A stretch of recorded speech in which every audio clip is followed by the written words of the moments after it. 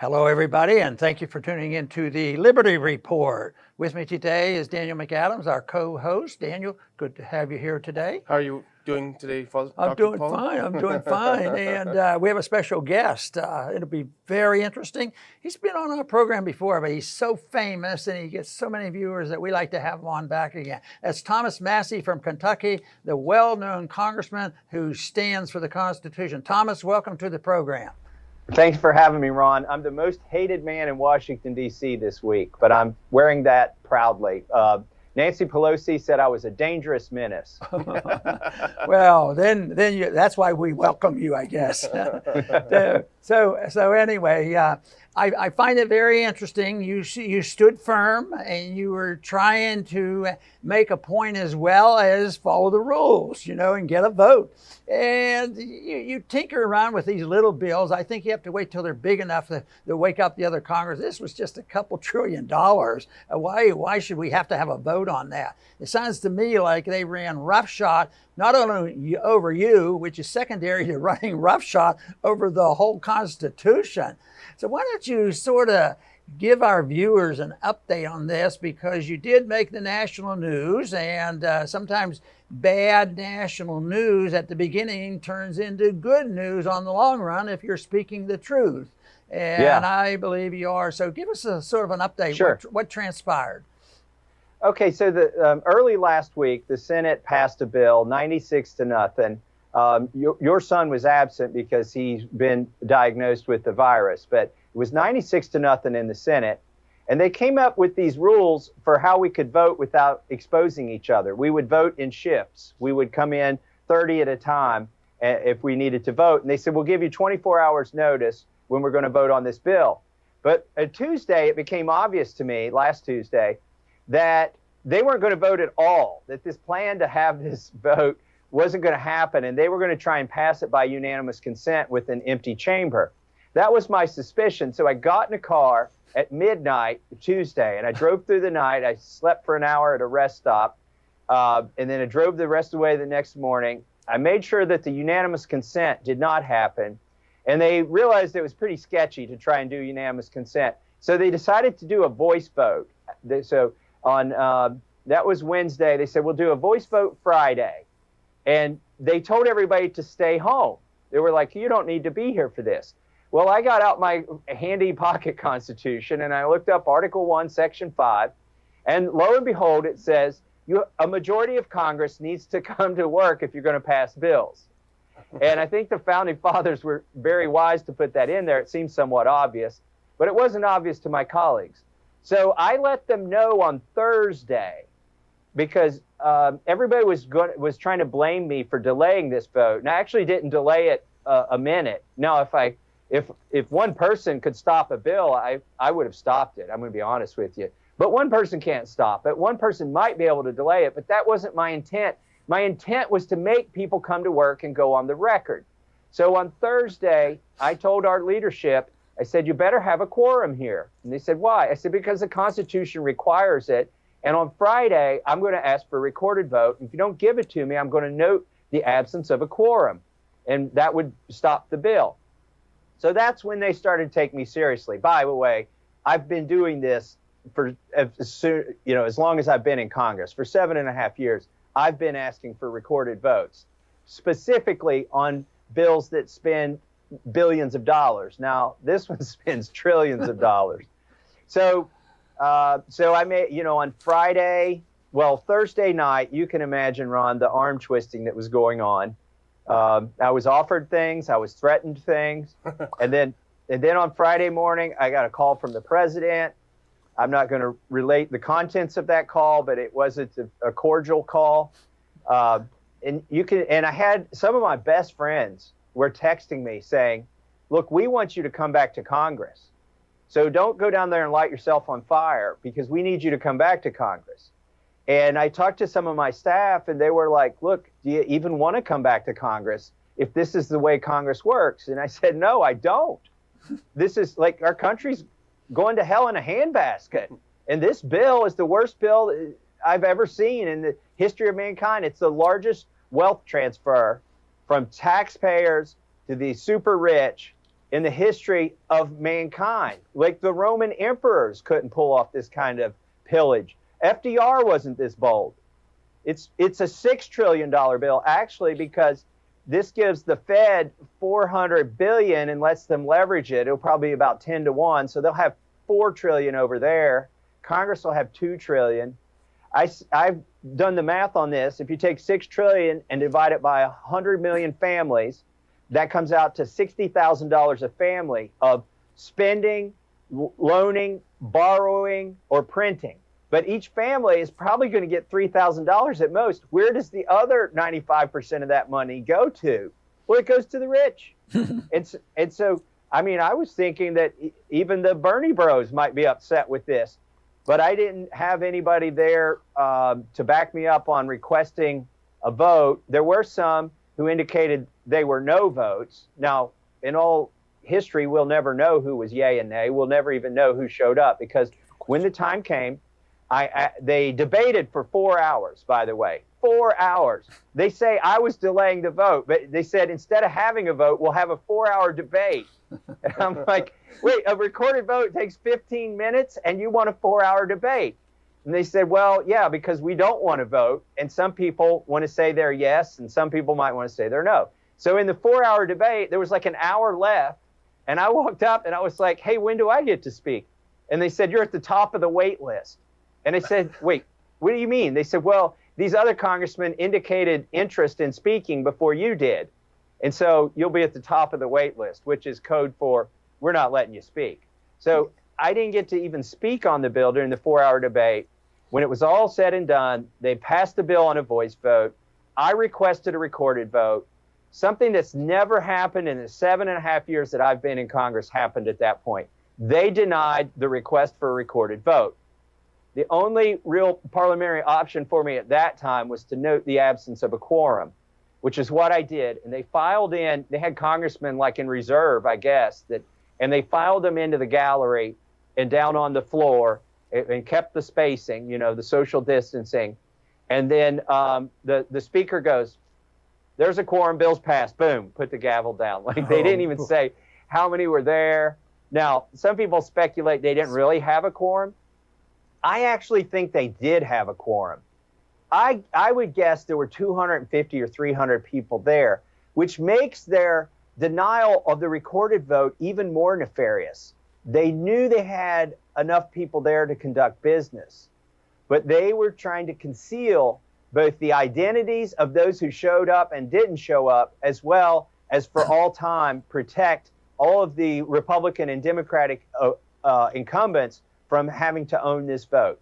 So I joked with some of my colleagues. I said, I used the Constitution and I was able to make you show up for work, but I wasn't able to make you work.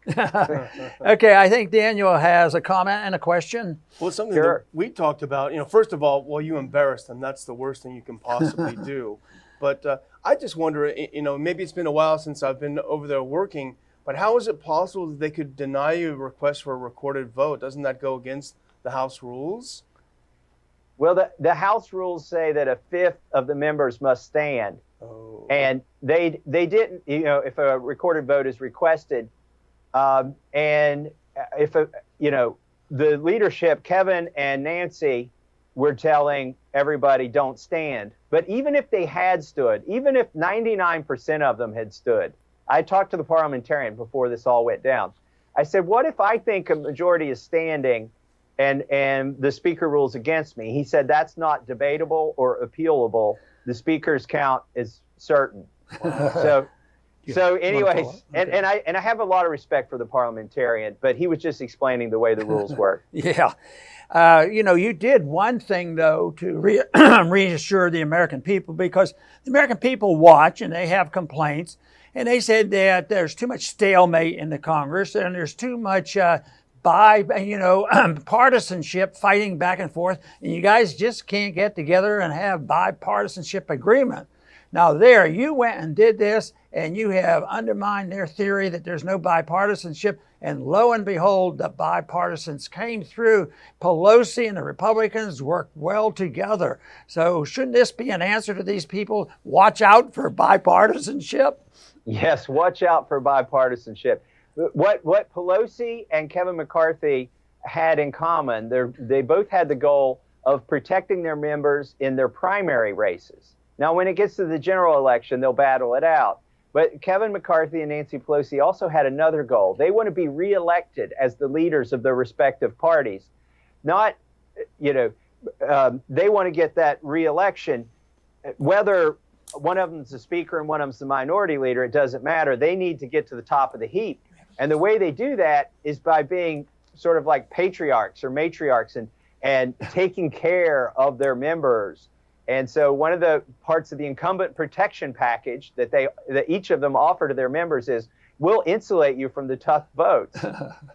So, Daniel? That's incredible. There's a piece in the New York Post today. I think that's also the paper that named you the most hated man in America.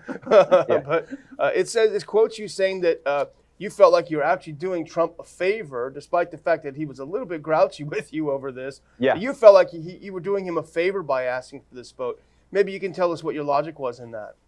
Yeah, absolutely. The people who are saying you don't have a plan, don't go down there and set yourself on fire. I said, I do have a plan, and here's the plan. If nobody objects to this coronavirus bill, by the way, it was the third bill, and if we all stay home and Pelosi gets to pass a bill with nobody there, that sets a precedent. And then when the fourth bill comes up, travel's going to be harder. Let's imagine it happens in a week or a month or 2 months from now. Travel's going to be harder, and there will be more congressmen who have contracted the virus. And if nobody stood up on the third bill, nobody would have a leg to stand up on the fourth bill. So what I'm hoping is on the fourth bill, which Nancy Pelosi has promised, she said the third bill, $2 trillion was just a down payment.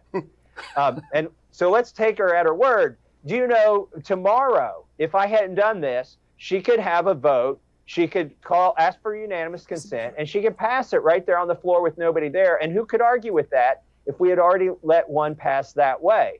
So what I have done is to strengthen his hand, also McConnell's hand, to the extent he's involved in this negotiation. But I've strengthened the Republicans' hand by showing the Democrats they don't get to pass bills in an empty chamber. Thomas, you mentioned that the executive branch, a representative of the executive branch, tried to change your mind. And I'm sure Republicans have worked on as well as Democrats, but would talk to you and put pressure on you because they all agreed that we can't have this kind of monkeying around with the Constitution. That's old-fashioned. But what about outside the Congress, lobbyists? Were they involved in this at all? Did any of them mess with you, or did they just figure you're a lost cause? Or did outside groups of people, did any conservative groups come to you and say, well, under these circumstances, this is a real emergency, so why are you doing it? Did you get any of that? I did, Ron. And you and I haven't talked about this, so I don't know how you could predict it other than I'm sure it happened to you. But first of all, let me talk about the obvious ones. The Chamber of Commerce, my local Chamber of Commerce, was trying to melt my phone lines, saying, don't do this.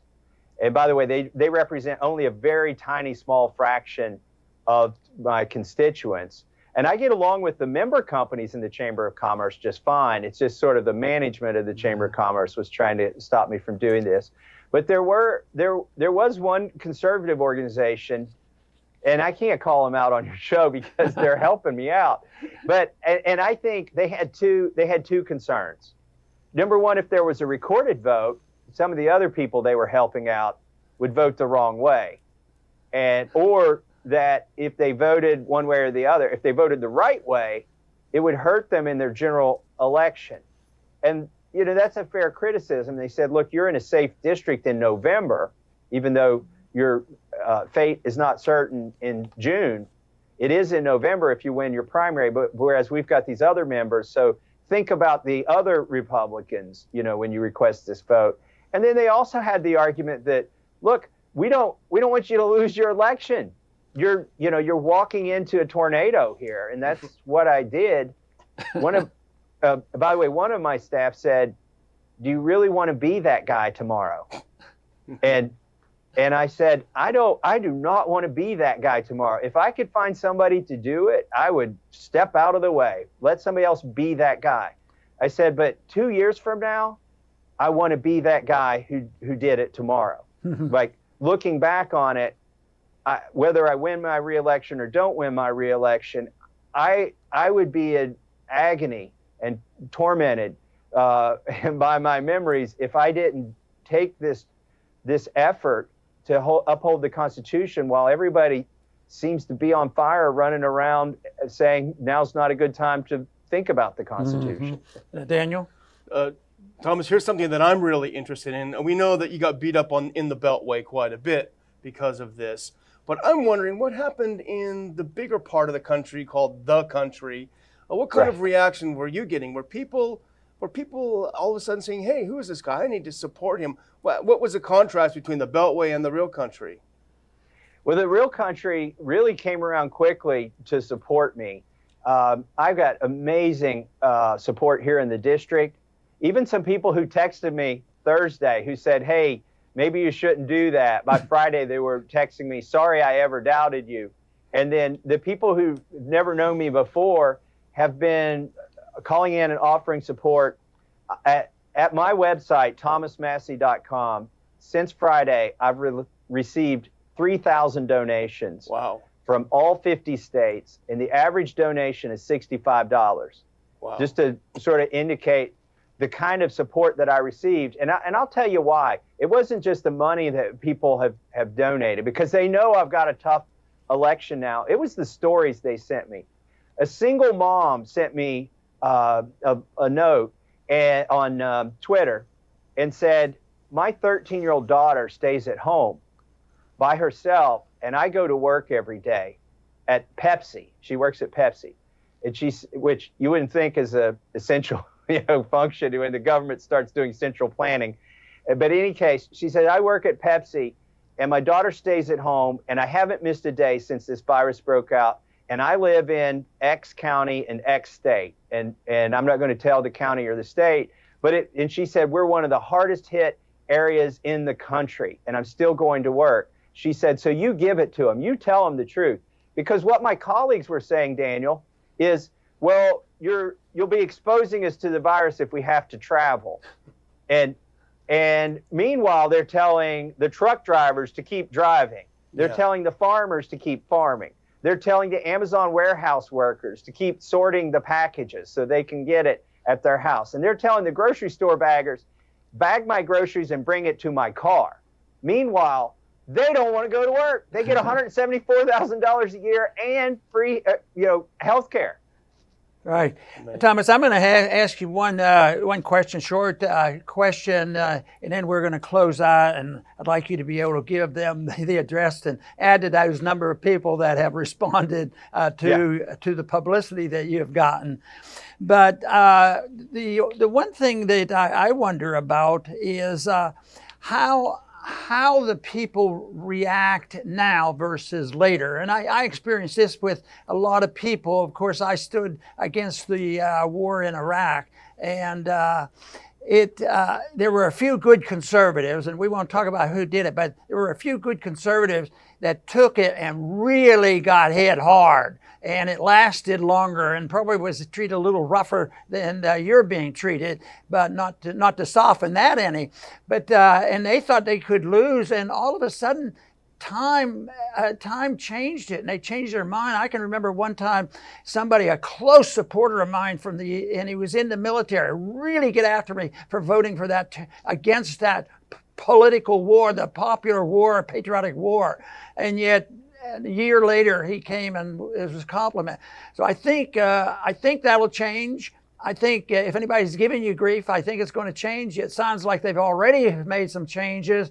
So I think doing the right thing at the right time and standing up for it is something that is way over and above the issue itself. It isn't the dollar amounts, it's standing up for something you believe in and stating it clearly. And Thomas, I think that's where you have excelled. Give the address out how people can help you out. Yeah, the easiest way to help me is to go to my website, thomasmassie.com. Massie spelled M-A-S-S-I-E. So thomasmassie.com, there's a donate tab. like I said, the average donation has been $65. We've raised over $200,000. By the way, Ron, I'm the worst fundraiser in Washington, D.C. In 5 days, I've raised more money than I raised in 2019. Okay, like all of 2019, I didn't raise this much money, and it's still probably not enough to win, because what's happened, we don't have enough yet, is some people that have a lot of money got really mad that maybe they were doing insider trading and they were assured that the stock market would move a certain way when this bill passed at a certain time. In any case, some people are really mad at me, and they are allegedly funding super PACs to run against me. And so I've got Wall Street and the big banks against me. And so I am going to need that money.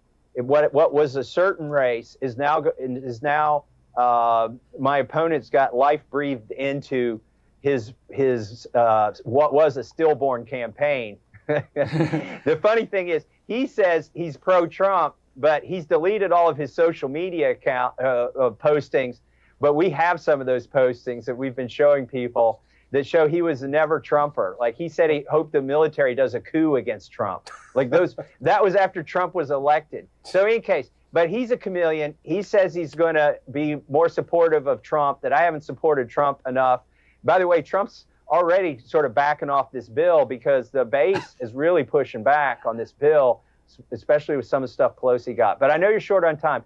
So I just want to let people know that we've got $210,000 since Friday, $65 at a time. Some of them are $5, some of them are $1,000. But if you can do anything at thomasmassie.com, I need every penny I can get to beat this guy. Otherwise, the swamp wins. Otherwise, they get to say, see you remember that Massie guy? Yeah, everybody thought that was real cool for him to go against the swamp that day. Well, he's not here anymore. Yeah. And that's the problem. This is a proxy war.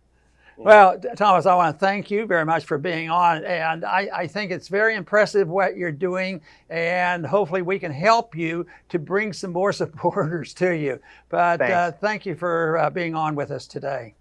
Thanks, Ron. Thanks, Daniel. And I want to thank our viewers for tuning into this very special report. I think it was very informative. And even though I'd been to Congress, I think he explained some of the details of how they run roughshod over an individual who wants to do this radical thing and practice and follow the Constitution. That's a risky position you take in Washington, and we'd like to reverse this. And Thomas Massie is doing his very best to reverse that attitude. But thank you, everybody, for tuning in to the Liberty Report. Please come back soon.